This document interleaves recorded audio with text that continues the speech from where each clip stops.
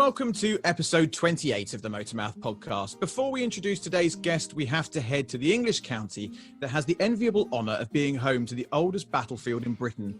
Northern Ireland saw the Battle of Muldoon in 991. Yes, it's time to head due east to say hello to the man with the best radio voice motorsport has ever seen, the man that surely has the longest feet in all of Essex, nay, South East England. It is, of course, Harry Benjamin. How you doing? The Battle of Muldoon. Yes, very famous. Clearly, yes. There's constant signs for it around the streets of Essex. A very tough time for all of us. Wow, I'm impressed that you're really stretching these facts out each. Yeah, I think, to be honest, I think that's the last one. I don't think I've got any more Essex-related facts. Thank God for that. No, I'm doing all right. We're still sort of under lockdown here in England, in the UK, which is what seems a bit kind of getting used to it. I feel I'm a bit worried about the time where it's lifted. I don't know if I'm going to have that social interaction capability anymore. I know. I'm quite enjoying our little bubble at the moment. I think probably by the time this is released in what will be, 3 weeks, perhaps? 3 or 4 weeks, maybe, depending on how many others we've got to get out. But I think by then, things would have relaxed quite considerably. So touch wood, by the time this is out there, people are walking around listening to it rather than stuck in their houses. But anyway, listen, shall I introduce today's guest? Yeah, let's do it. So this week we are joined by Edoardo Mortara, the Geneva-based Formula E star competing with Rocket Venturi Racing under the ever-impressive Susie Wolff. Edo has made his way to Formula E via Formula Renault and Formula 3 Euroseries, and he's won the famously challenging Macau Grand Prix not once but twice in 2009 and 2010. He hot-footed over to Harry's very favourite series, DTM, in 2011, where he stayed for a number of years before switching to focus on the all-electric championship ahead of the 17-18 season. He now races alongside the legendary Felipe Massa, and we're here to deep dive into the mind of the young Swiss star. Edo, welcome to the Motormouth podcast. Hi guys, thanks for having me. Absolute pleasure, Edo. Now, we're recording this on the 27th of May, and we're still in partial lockdown, obviously, in the UK. You're over in Switzerland, aren't you? Very nice weather, it seems like, outside your car window. Has lockdown said it's been sort of eased off there? Is that right? Yeah, well, I mean, in Switzerland, we were pretty lucky. We didn't really have to stay in our houses almost right from the beginning. We obviously had to respect some rules like social distancing and all kinds of stuff like that. But like we were able to go out from our houses, and so the lockdown phases for us wasn't that really difficult. So bad. Yeah. Okay, so it's been you've been coping with it all right. How's the coping without the racing though? I bet that's been a tough one. Yeah, that's quite difficult. It's been quite difficult during this last 3 months. Obviously, we cannot really have like that many contacts. Well, actually, we cannot really see, the team. We have like some contact through phones and computers. We have like some meetings, but we are not racing, and that's a little bit the sad part of this lockdown phase for us in motorsport. What have you been up to sort of pass the time? I've got a little daughter, so obviously we had to take care of her with my wife. She was not going to school, so that was actually quite challenging. We homeschooling. Yeah, exactly, homeschooling, and so that was quite nice. At the time, actually, to spend quite a lot of time with her, which was a first for me. Obviously, when as a race driver, you're always traveling, always spending some time, let's say, out of home, and not really seeing a lot of your children. So that gave me the possibility actually to spend quite a lot of time with her. That was really cool, really good. Other than that, a lot of sport, some home simulator. Talking of the simulators, have you been getting involved in the virtual racing scene at all? Yes, I tried. I bought actually and built my own simulator like 2-3 years ago, and I've been racing quite a bit online, always for fun. During this lockdown phase, we had some championships that were set up by Formula E or other organizations, and so it got a little bit more serious. So yeah, but it was cool. It's quite entertaining for us drivers, but also for the people. And yeah, had some lovely fights, with my mates. Yeah. Just being a racing driver on the track in real world racing, does that always translate to being a good sim racer? Or is there sometimes you could be an amazing guy on track, but you get in a simulator and you're absolutely crap? Yeah. I mean, it's two different things. So obviously you can be a good race driver, and you can also be, quite bad, like on online sim racing. Yeah, what is difficult is you don't get all the feelings, from a home simulator. You're not really feeling, the car under you. You cannot really feel, the tires, all this stuff. You cannot really feel, from your simulator. Rest can be quite realistic, and some games, some platforms, like for example, like iRacing, are really realistic, and it's actually quite nice. But you're still missing quite a bit of it with simulators. Yeah, I can imagine. Now, take us back to early life, back in Geneva. Where did the racing bug come from? When was it that you thought this is something that I want to pursue? And was it your choice, or did you have a parent that wanted you to go down the racing route? Tell us about how it all began. Where it all began. So I was 8 years old when I started go-karting. Firstly, it was basically to have fun with my uncles and my father. My uncles actually raced rallies in France. My father was also doing some rally red when he was younger. So you had a little bit, the motorsport virus already a little bit in the family, and they did transmit it to me Topical, like quite well. By the way, the motorsport virus. It's a very topical way of putting it. Yeah, well, I mean, it goes well, with the time that we're living. And but yeah, I liked it, like when I was very young, and had the chance actually to have a family firstly that could support me racing when I was younger.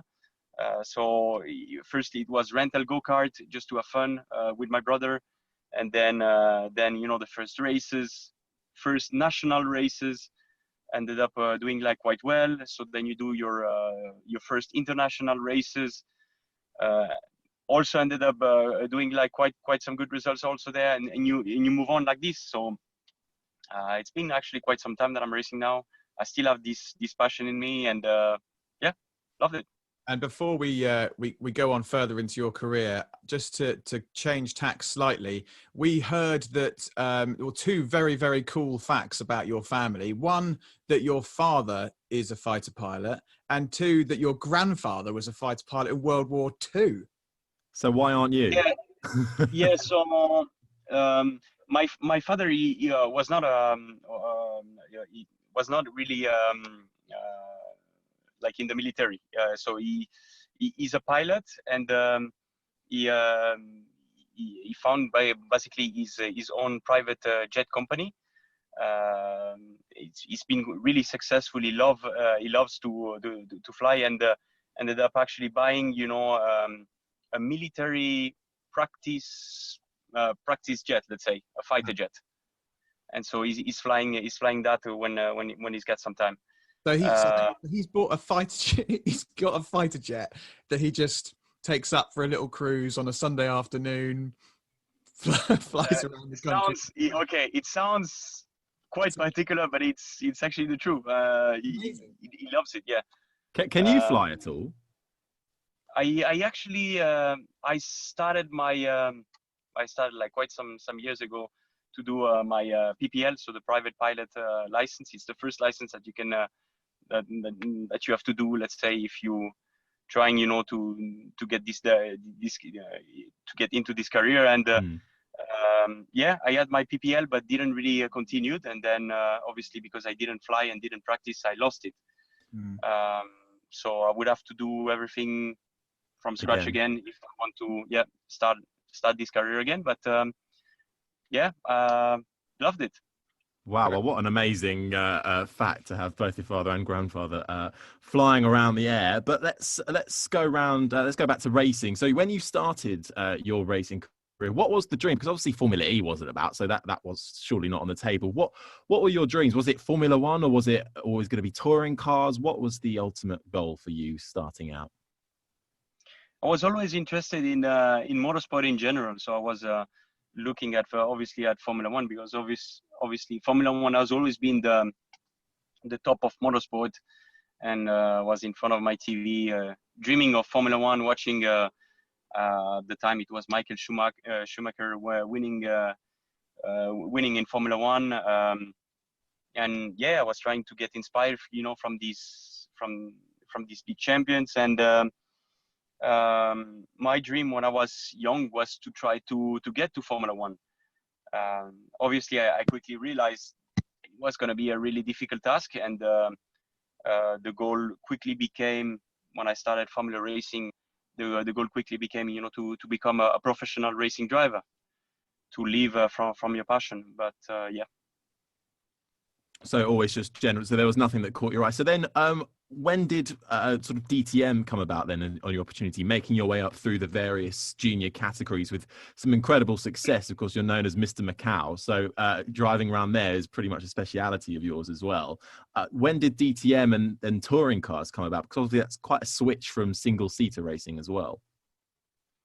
Yeah, well, it was at the end of 2010. I had just become Formula 3 Euroseries champion. Just won the Macau Grand Prix for the second time.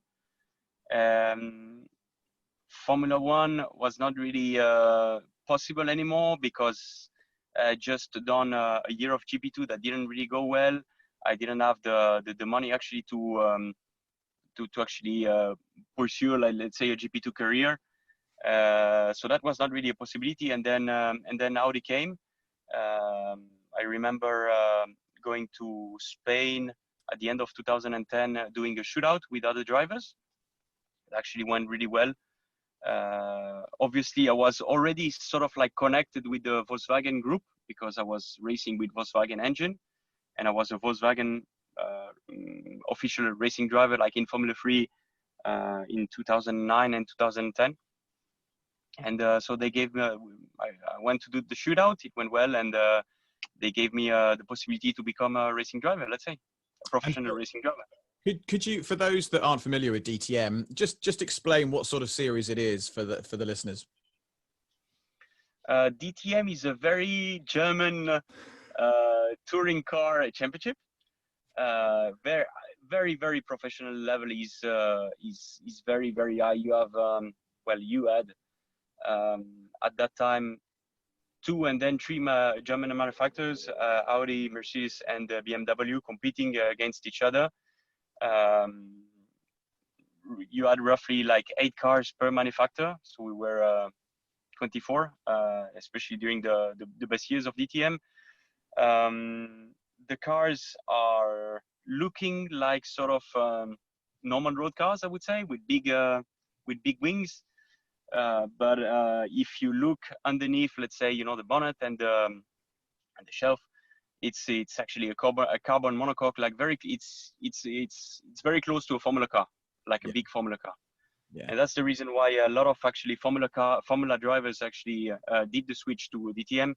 The driving style and the way you need to drive these cars, it's very similar to Formula cars. So normally quite successful, let's say, Formula drivers are doing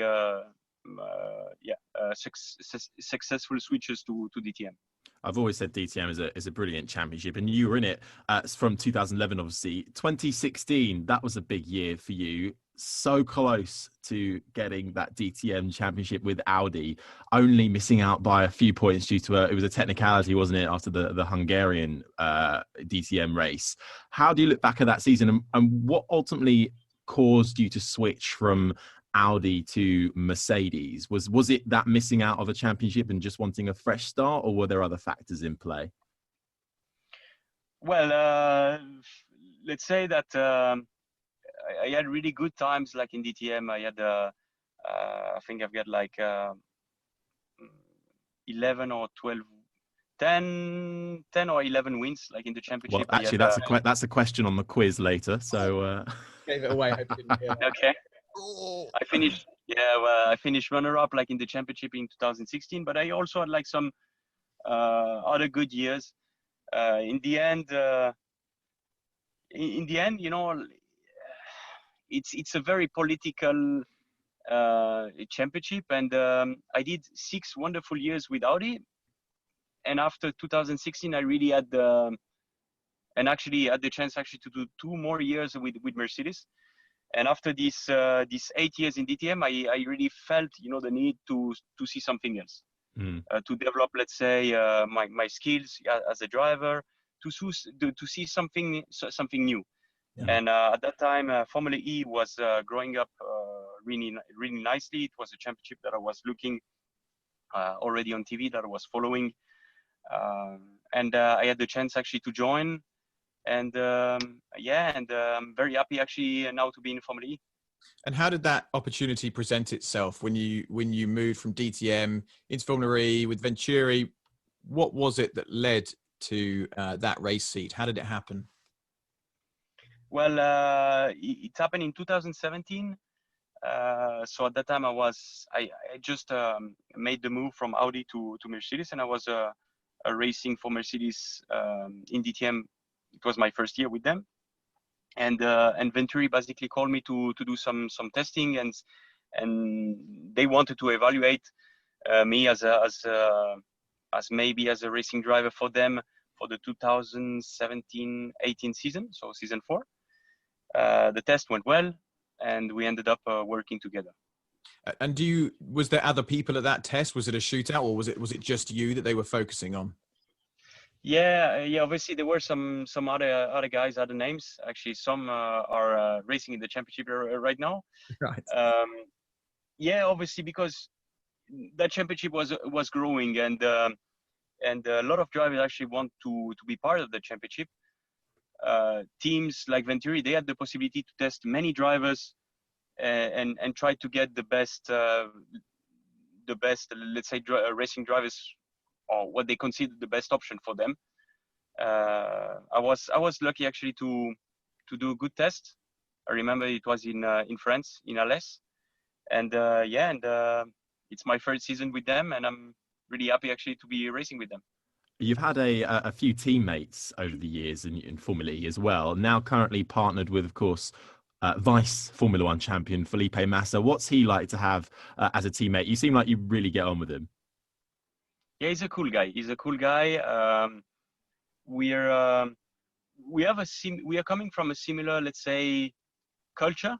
He's Brazilian Italian. I'm Swiss and Italian, but he's been living in Italy for quite some time, and we really understand each other really well, and that is already, you know, a first really good thing. And then he brings a lot of experience. He brings a lot of like good ideas.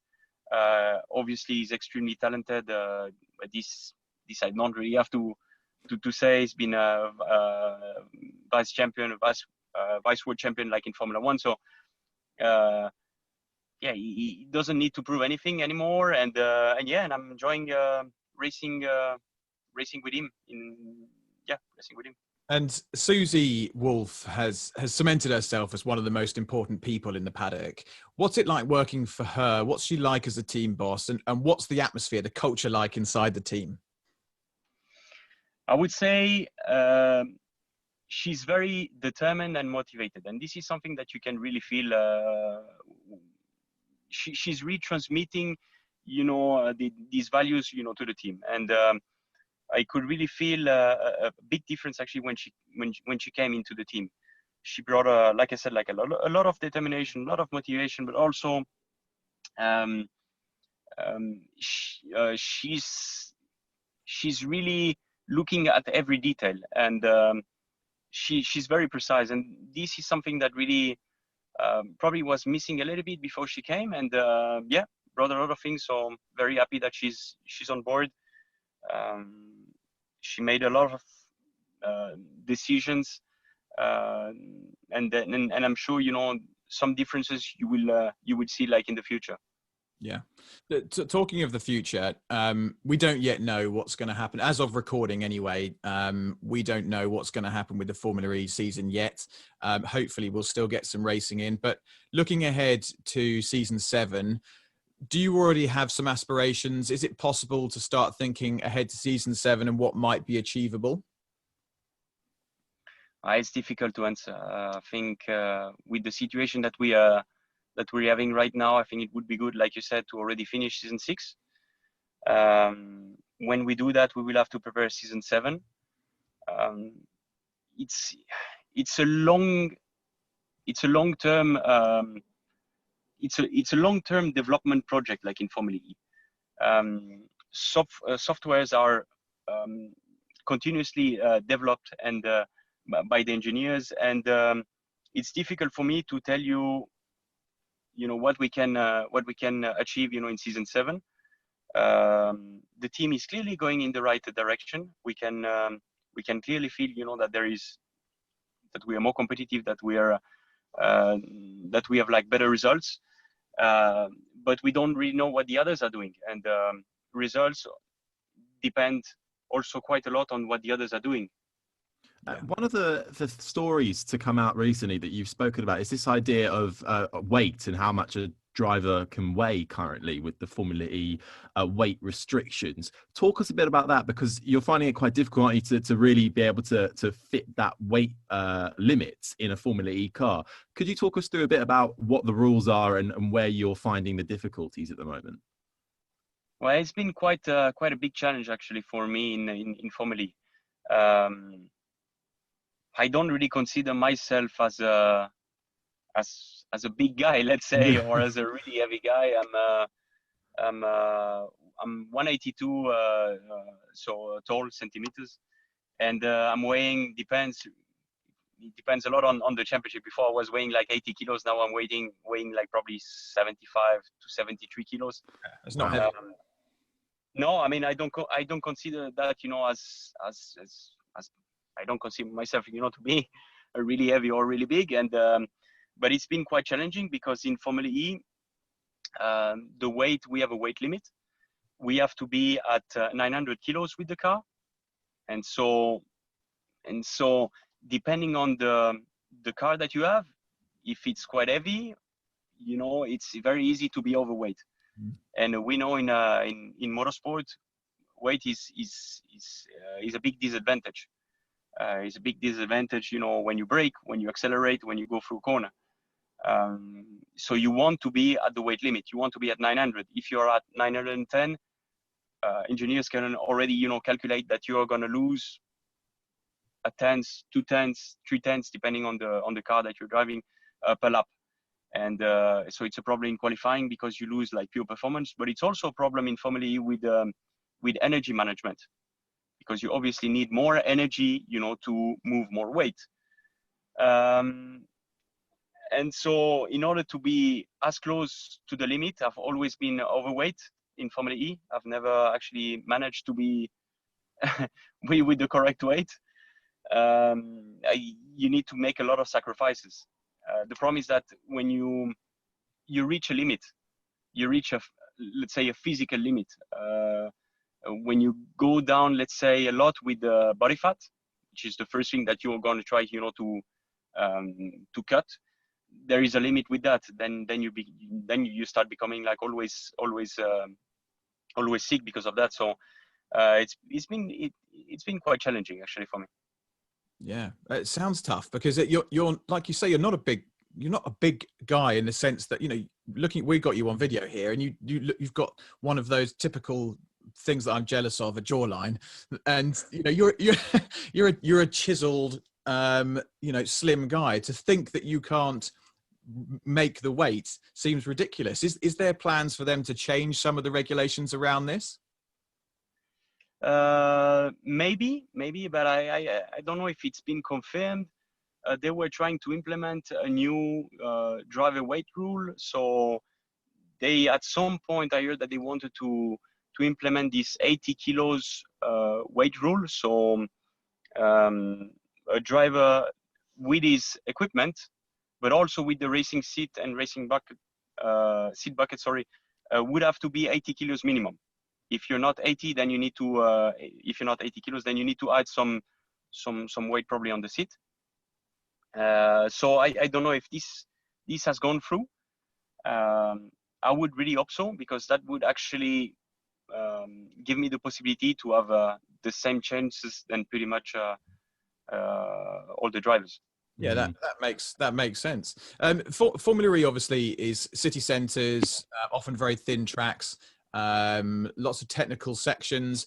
Is there a driving style that suits Formula E, or can it be a variety? You know, could you be a very aggressive driver and do well, be a very smooth driver and do well? And what is your style of driving, if you could describe it?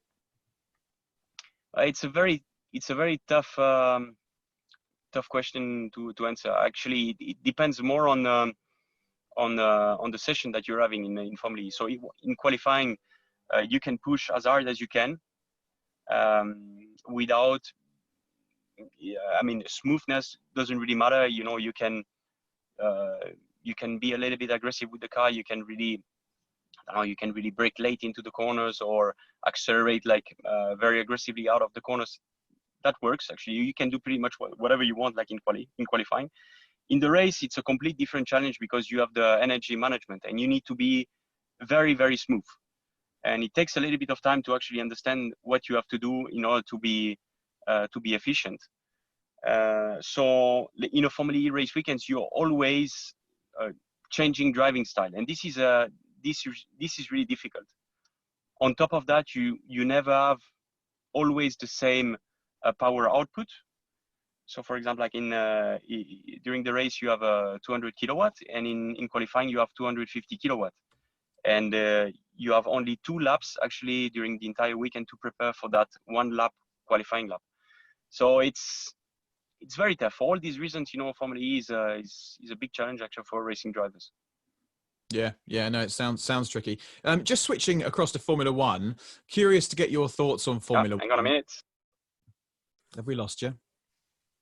Slight readjust. I have a problem with the audio. Yep, sorry. Got us? Yeah, all good?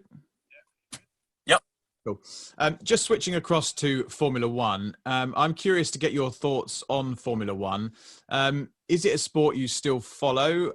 You were a fan when you were younger. Is it still a focus for you? Do you get into it? Do you enjoy watching the races? And what do you make of modern Formula One? I'm a big fan of sport in general. F1, of course, because it's what I said before. It's the top of motorsport. And at the moment, I'm pretty disappointed, because you know we cannot really have any Formula One races on TV. We cannot watch F1 shows, so it's a bit disappointing. I really hope that I also hope that this coronavirus crisis will not affect too much Formula One. There are a lot of rumors and stories that Formula One is suffering quite a lot with that, especially the teams. Yeah. So I really hope that all the teams and Formula One will go through this situation okay. Yeah. Now, listen, Edo, this is a very important part of the podcast. You need to make sure your phone speakers are working superbly. It is about this time that we like to hand over to my esteemed colleague to introduce you to the very, very challenging and very competitive Motormouth Quiz. Harry, over to you, old boy. And a brand new theme tune as well. Edo, welcome to Motormouths, the hardest quiz in motorsport, as verified by Will Buxton, who we had on a few weeks ago. Now, here's how it works. We've got 4 clips that we're going to play you. They're all about you. It's either you saying them or a commentator talking about your racing. And basically, with each clip, I just want you to tell me what's going on, where you think it's happening, so a racetrack, and when, so either a year or a particular season. So there's 4 clips and then a bonus question. So each clip is worth 3 points. There are 13 points up for grabs. Our current overall leader is Brendan Hartley with 12.5 points. So he's your main rival. But in the season 3 leaderboard, which it was what we were in, Will Buxton currently tops that with 11 points, and David Coulthard is third at the moment with 10. So that's where we've got big numbers to aim for. Okay, Edo. So how are you feeling? Pressure, then. Under pressure. Are you ready for your first clip? Let's go. Let's do it. Here it comes. So I'm gonna go through the pit lane. Please check if everything is looking good. Okay, copy that. Right. What do we think is happening there? So, it's my race engineer Albi when I was in Mercedes. So it's either 2017 and 2018. Obviously, one of those races where there was DTM chaos, and I guess that I had yeah, but I had quite a lot of races actually. Oh no, he's got it wrong from the start. No. Edo, right, I'll give you this. Okay. No, wait. Formula E. Do you want to hear it one more time? It's a hard one to start off with. Let's hear it one more time. Here it comes, one more time. So I'm gonna go through the pit lane. Please check if everything is looking good. Okay, copy that. This is Okay, so I'll do it again. So it's Formula E. It's one of the races last year, and I'm trying to think about when did we go through the pit lane last year. So, I'm like, my memory is like this has been an absolute disaster. Okay, Edo. Here we go. So it was in 2018. So season 4? Yeah. Season 4 of Formula E. You're going through the pit. Season 5. You're going through the pit lane. So I'll give you a point for going through the pit lane. So, Mexico. No.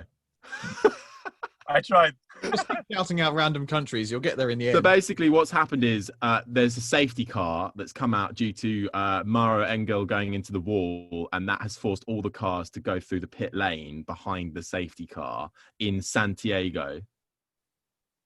Ring a bell? No, none at all. Look, nothing. He doesn't remember being there. Maybe. You know what? I'm going to give you 1 point because that was a hard one. You get 1 point for going through the pit lane. Harry, Okay. They say in the radio clip he's going through the pit lane. He can't have a point for that. Sure. Yeah, but I really want him to beat Brendan Hartley. He's been at the top of the list for far too long now. Okay, right. I think it does get easier. So let's go to clip number 2. Okay, here we go. We might win that one. Like, he pushed him off, he caused him to retire. That's at Hong Kong last year. Guys, Okay, well done. I don't even need to play the rest. You don't need to play the whole clip. He's got it. 3 out of 3. Yeah, Hong Kong last year. You finished second on the road, obviously. Bird under investigation. He gets given a penalty, and you later go on to win the race. That is 3 points. Okay, we're back on track now. Back on track. Let's get clip number 3 in there. Here it comes. like, he put me in the wall. Okay, Edo, let's get back on track. 1.37 target to the end. Like, he put me in the wall there. Man, he changed like his Yeah, life. it's Paris in season 4 with Jose Maria Lopez, I think. Brilliant. Yes, that is another 3 points. Now we're cooking on gas. Now we're cooking. There we go. Okay. I needed to warm up, and then now Need to warm up. Exactly. Now you're with it. Okay. Final clip, and then there's a bonus question as well. Mathematically possible to beat Brendan? Okay, no, you can't beat Brendan, but you can still get up there. Buxton will be beaten. Final clip. Let's do it. Here we go. Down at Hong Kong Station when he looked to be in control of the E-Prix. Yeah, it's the first year in Hong Kong when I spun and I was leading. Yeah, That so I remember that one also. Yeah, that is, again, 3. That must have been a hard one to swallow. Oh, yeah. You have no idea. Oh, yeah. But hey, you came back fighting and you're still there. Okay, looking good. Okay, and her bonus question. Now, we did touch on this briefly, so I'm not holding out hope you will get this correct. Bonus question for you, Edo. How many wins did you achieve in your DTM career? I'll go with 10. He heard Got me. it. Spot on. Did he hear you? I gave that away earlier. Well done. Okay, let's do the maths. It's actually depending, like if you count, we had like some exhibition shows like in Munich. Okay. Well, I'm not okay. But for the real races, yeah, I think it's, yeah, 10. Yeah. I'm going with 10 for the answer on that one. Okay, I've done the maths. Let's just add you to the leaderboard. Ooh, okay. On the overall leaderboard, Edo, you have scored 11 points out of 13, which is not too shabby at all, considering that disastrous start. Which has put you, now it's a really tough leaderboard, but it's put you on the overall leaderboard. It's put you in 6th place, ahead of Will Buxton, actually equal with Will Buxton, but you go ahead because you're the latest one. And just below BBC F1 broadcaster Jenny Gow. So that is the overall leaderboard. In our season 3 leaderboard, you go into joint first. What? You're top of the leaderboard. Joint first with 11 points. why are you so surprised? Not surprised at all. Not at all. You're joint first with Mr. Buxton. That's not too shabby. Well done. Not bad. Not bad considering, that start. But hey, thank you for playing Motormouth. It is the hardest quiz in motorsport, but you've really dug yourself out of a hole on that one. Well done. Good. You've done very well there. Listen, I'm curious to know. So you're a very fast racing driver. We all know that. You're into your mountain biking and so on. You're very good at these things. But what are you rubbish at? What are you completely useless at? Well, it's tough actually to answer these kind of questions. I'm pretty sure I'm rubbish at many things. I've got no patience. Oh, really? I'm not so good in manual work. Okay. And yeah, I mean, I consider myself like rubbish, like in many things. So I can progress. You know, it's easier. It's easy to progress then. Yeah. Okay. Well, how about this then? Do you have any hidden talents? Hidden talents? Yeah.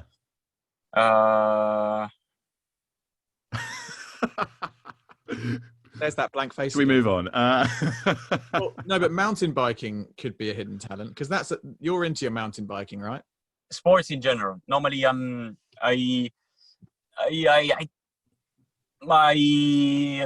good, like in let's say in getting okay-ish, let's say in a lot of sports. And I did actually quite a lot of them. And so the more you do different sports, also the better you get at new ones, let's say. What is your favorite sport outside of motorsport? I've got a lot of them. I played a lot of years football. I did fight sports for a lot of years also. Fight sports. I'm wakeboarding. In summer, I'm bike riding, so on the road, and also mountain biking. So going downhill. What are fight sports? Fight sport. I grew up and I did a lot of boxing. Oh, okay, boxing. Got you. Yeah. I was like, fight sports. What's that? Okay, yeah, boxing. Yeah, no, that makes sense. Boxing, sense. kickboxing, all this stuff. Yeah. Yeah. Okay, bro. Now, outside obviously racing and sport in general, you're also involved in sort of the hospitality industry as well. Is that something you like to focus on when you're not racing? Oh, what do you mean? Gone wide there. So your business activity sort of outside of the racing world, you have a whole other side to sort of business tradings as well. How's that side of life? Do you enjoy doing that as well alongside your racing career? Yeah, well, I enjoy actually being very very active, and as a race driver, when you're obviously not keeping fit and not following, let's say, like meetings with engineers and what they're doing, you obviously have a lot of free time, and really I started really like being very active when I was already like in DTM, doing businesses. I opened restaurants, bars that I then sold. I went on to open a food factory actually in France that I still have actually. Real estate, so actually finance, because I actually did quite a lot of finance. I have a degree, I have a master in finance. So wow. So try to continue, let's say, do what I learned actually during university. So that was cool also. And find it quite interesting. Always trying to learn new stuff. Very impressive. I think that you could be up there with Jack Aitken as one of our most intelligent podcast guests. What I'd like to know is, do you have any pets? You've obviously got a little child at home. You're doing the homeschooling. Got any pets? Got a dog, cat? I would love to have a dog, but at the moment I don't have enough space actually to have one. I would love to have my goal is to have a sort of like a big family, let's say. Yep. You know, we with the dog and the children, you know, to play with the dog. You know, that kind of the classic sort of American family sort of. Yeah, I mean, yeah. No, I'm with you. By the time this podcast gets released, I will have 3 children. I have 2 at the moment. I've got 1 due in 3 weeks' time. So by the time this is out, I'll have had child number 3, which is at least 3, number 3, maybe more. No. That is it. That is it. The snip is coming. There is no way. Oh God! I don't want more than 3. Like, we've got 2 boys at the moment. It's complete chaos everywhere. My house is destroyed, and 3 is quite enough. Thank you. So no. How many kids do you want to have? You're gonna grow and expand? Are you? I'd love to have at least 2, and if possible 3. Yeah. 3 or 4. I think that having children is the best thing that you can achieve in life, and I love actually having my daughter around. So I would love, especially when I will have more time, when my career will be over, to spend more time actually with my children. Yeah. Would you like any mini racing drivers, any mini Mortara racing drivers? Not necessarily. If this is what they want to do, I will support them as much as I can. If they want to do other things, we will see in the future.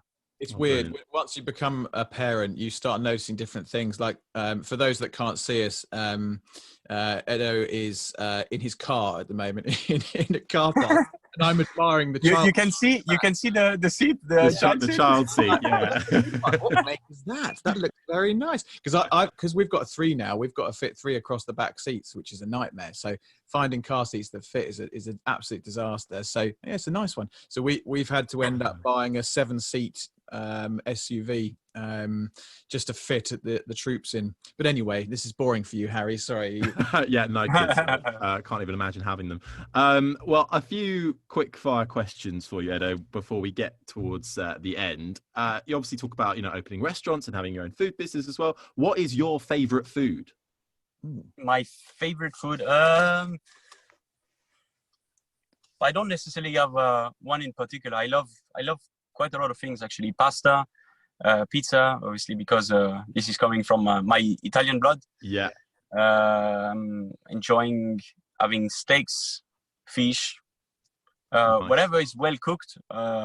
Can you cook? Do you consider yourself a bit of a chef, or no?